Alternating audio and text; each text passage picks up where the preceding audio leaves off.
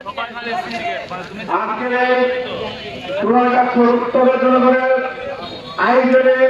আয়োজিত আজকের আমাদের সোনারগাঁ এবং মাধবপুর থেকে নির্বাচিত মাননীয় সংসদ সদস্য জনাব ব্যারিস্টার সৈয়দ সাইদুল সুমন বাড়িপুর যে হত্যার হুমকি এবং এর পিছনে যারা মদতদাতা তাদের গ্রেপ্তারের দাবিতে এবং আমাদের এমপি মহোদয়কে সর্বোচ্চ নিরাপত্তা দেওয়ার দাবিতে আজকে সোনারগাঁয়ের সর্বসাধারণের আয়োজনে দলমত নির্বিশেষে যে মানববন্ধন আয়োজন করা হয়েছে সেটি অল্প কিছুক্ষণের মধ্যে শুরু হবে।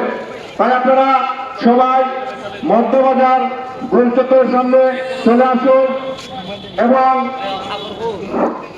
আপনারা আমার যে নৈতিক দায়িত্ব সেই নৈতিক দায়িত্ব হিসাবে আমাদের এমপি মহোদয়ের পাশে এই মুহূর্তে দাঁড়ানো দরকার, নয়তো এই দেশে আর কেউ দুর্নীতিবাজদের বিরুদ্ধে কথা বলার সাহস পাবে না।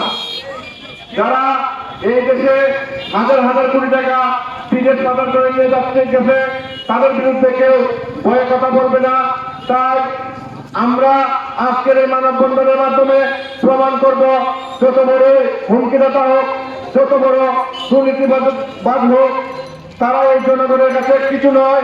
এবং আজকের পর থেকে প্রমাণ হবে যে ব্যারিস্টার সুমন একা নয়, ওনার সাথে পুরো বাংলাদেশ আছে।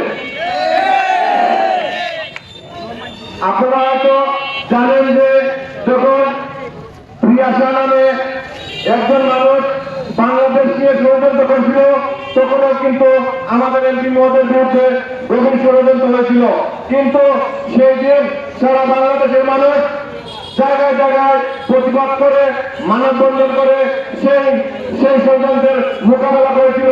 তেমনি আজকেও আমাদের মাননীয় এমপি মহোদয়ের উপর যে হুমকি আছে সেটি আবারও আমরা আমাদের আন্দোলনের মাধ্যমে প্রতিহত করবো ইনশাল্লাহ। আপনারা দয়া করে লাইনে চলে যান। ইতিমধ্যে কিন্তু হাজার হাজার মানুষ চলে আছে। আজকের এই প্রতিবাদ সভা থেকে প্রমাণ হবে যে ব্যারিস্টার সুমন একা নয়, ব্যারিস্টার সুমনের সাথে এই দেশের প্রত্যেকটি মানুষ আছে এবং ভবিষ্যতেও থাকবে। এবং দুর্নীতিবাজদের হাত যতই লম্বা হোক সেটা আমরা প্রতিবাদের মাধ্যমে এবং যারা প্রশাসনের ভাই আছেন তাদের উপর আমাদের যথেষ্ট আস্থা আছে। ইনশাল্লাহ পুলিশ পারে না এমন কোনো কাজ বাংলাদেশে নেই। অতি বিলম্বে ওইসব দুষ্কৃতিকারীদেরকে আইনের আওতায় নিয়ে আনা হোক এবং আমাদের এমপি মহোদয়কে সর্বোচ্চ রাষ্ট্রীয় নিরাপত্তা দেওয়া হোক, সেটাই আমরা কামনা করব।